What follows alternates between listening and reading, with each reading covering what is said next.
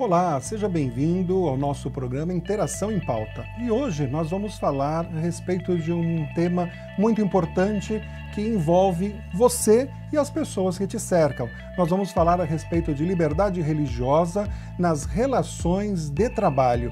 E para falar conosco, está aqui em nossos estúdios, os nossos convidados, professor Samuel Luz, que é presidente da ABRIRC, Associação Brasileira de Liberdade Religiosa e Cidadania. Seja bem-vindo, Samuel, um prazer muito grande tê-lo conosco. E também está conosco a doutora Liege Lessa, falei correto?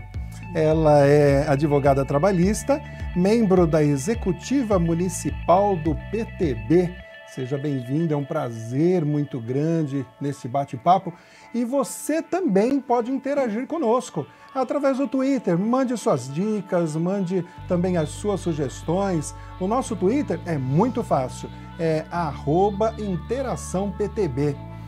Para levar este assunto, professor Samuel, nós temos sabido que as garantias fundamentais asseguradas ao empregado, de um lado está a liberdade, que é uma garantia, liberdade de consciência, liberdade religiosa.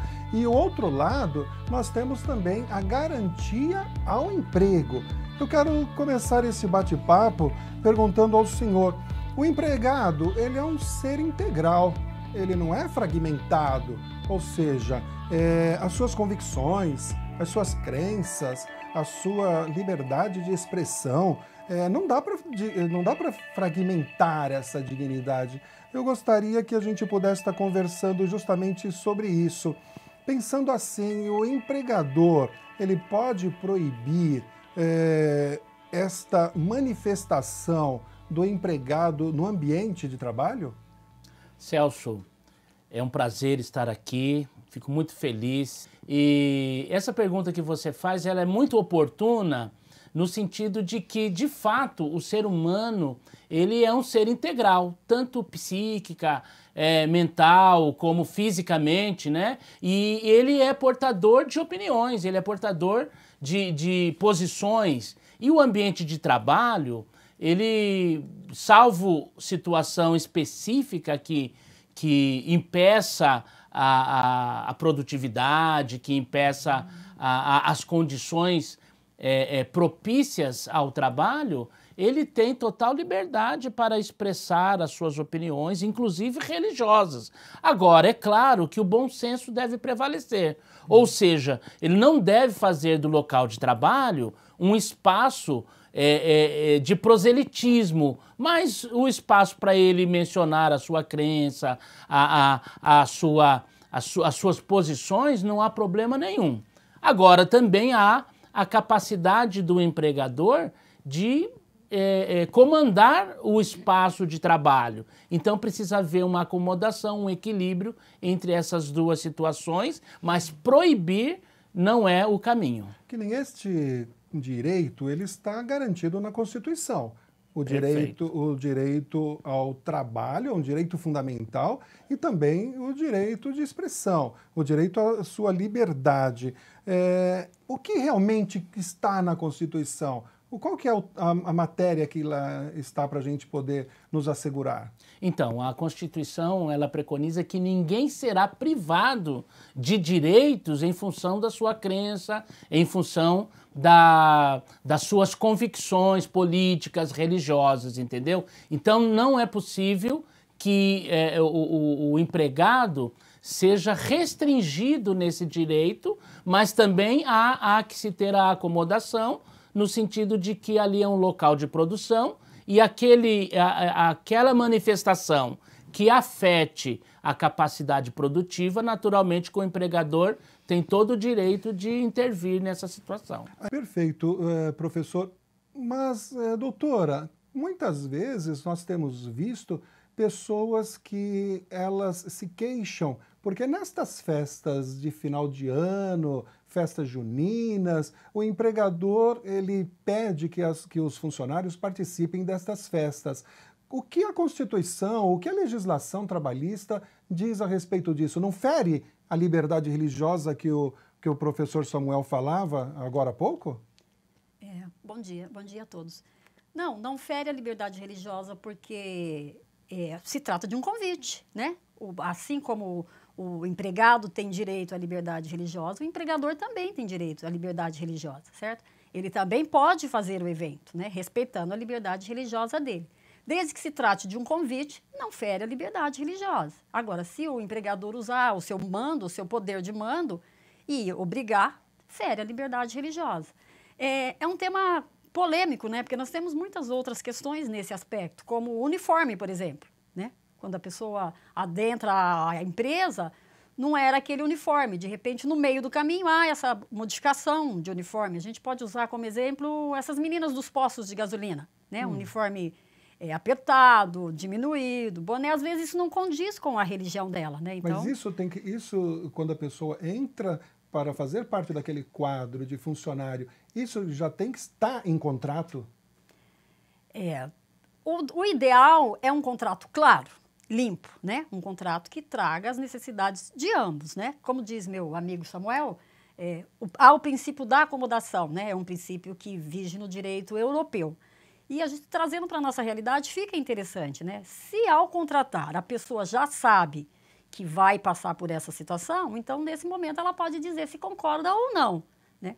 Agora, a alteração do contrato no meio do caminho tem um outro peso, né? O contrato não pode ser alterado no meio do caminho. Se quando a pessoa foi contratada era nesses termos, a alteração do contrato vai sofrer um prejuízo e vai ferir, sim, o direito de liberdade da pessoa.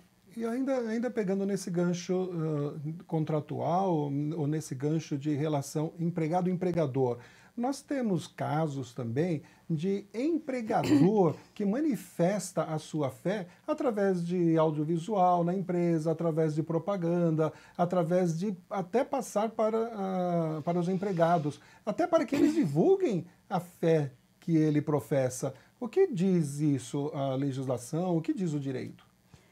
Fere sim, né? Fere a liberdade religiosa, né? Imagina a gente num trabalho o dia inteiro ouvindo um culto que não é do seu conhecimento, né? Não é do seu meio, do seu mundo comum.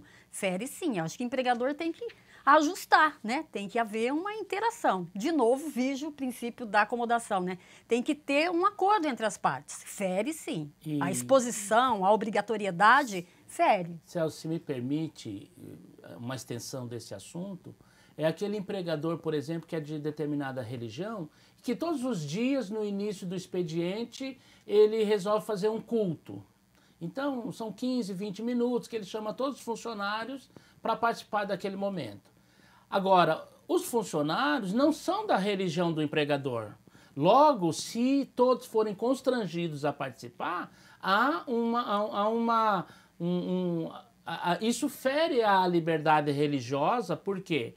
Um empregado pode dizer, olha, eu já vou para o meu posto de trabalho porque eu não compactuo, eu não sou membro dessa religião. E se o empregador insistir que ele participe, isso vai configurar assédio moral. Perfeito. Certo? E ele será penalizado se o empregado levar isso ao judiciário, por exemplo.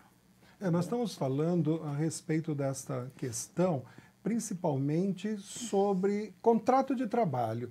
O que o empregador pode exigir do empregado neste contrato de trabalho? Ele pode chegar a este grau de exigência de ter a obrigatoriedade de participar dos eventos que ele propõe?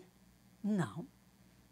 Ou seja, acontece de tudo no mundo jurídico, no mundo do trabalho, né? Ele pode até exigir, mas isso fere, com certeza, a Constituição. As garantias da Constituição são claras, né? A pessoa tem que ser respeitada na sua dignidade humana, na sua personalidade, né? Tem que ser respeitada no dia a dia. Fere, com certeza, não pode exigir. Então, dentro dessas garantias da Lei do Trabalhador, uma outra questão, professor Samuel, é o uso de vestimentas. O empregador, ele pode proibir que, por exemplo, uma pessoa que é do candomblé ou que é de umbanda, que use um uniforme e deixe de usar aquele traje habitual da religião? A pessoa da religião pode usar o traje que é próprio da religião dela? Veja bem, o empregador, ele tem o mando da relação. Então, a empresa pode estar, deve estar exposto no contrato de trabalho o uso de uniforme, a determinados equipamentos, determinados adereços que são impostos por lei. E a questão da vestimenta religiosa, se não há um uniforme estabelecido, se a pessoa quer usar precisa usar a sua vestimenta religiosa e isso não fere a capacidade de produção, não confere perigo ao ambiente de trabalho, tudo isso tem que ser observado, porque há muita confusão e há muito preconceito. Às vezes, algumas pessoas são restringidas de usar determinada indumentária, não por uma questão de perigo, de segurança, mas por preconceito, por uma cisma, ou do empregador, ou de um colega, ou de alguém que está numa função de comando e não entende aquela situação. Então, a palavra-chave aí é sempre essa palavra da acomodação, ou seja, é conversar com o funcionário e entender por que ele precisa usar aquele tipo de vestimenta. E é conversar, e o empregador ter essa disposição. Agora, normalmente a corda arrebenta para o lado mais fraco. Então, nessa relação, sempre o peso maior vai incidir sobre o empregado, infelizmente. Não porque não pode usar, é porque às vezes, ou geralmente, se tem um preconceito quanto àquele tipo de vestimenta religiosa e se tenta proibir. Essa questão da acomodação, que já o professor Samuel colocou, a senhora também, doutora, já colocou, não fica muito vago o que realmente a legislação coloca, a legislação trabalhista coloca para nós? Porque acomodação, relação, discussão empregado-empregador, quais são as garantias de empregado e quais as garantias do empregador? Em relação... Espera um minutinho. Sim. O tema está muito gostoso, mas nós vamos ter que fazer um intervalo e logo, logo nós voltamos para falar com você, dando continuidade a esse tema. Fica conosco, a gente já volta. Se você está gostando, curte aí que nós voltamos já já.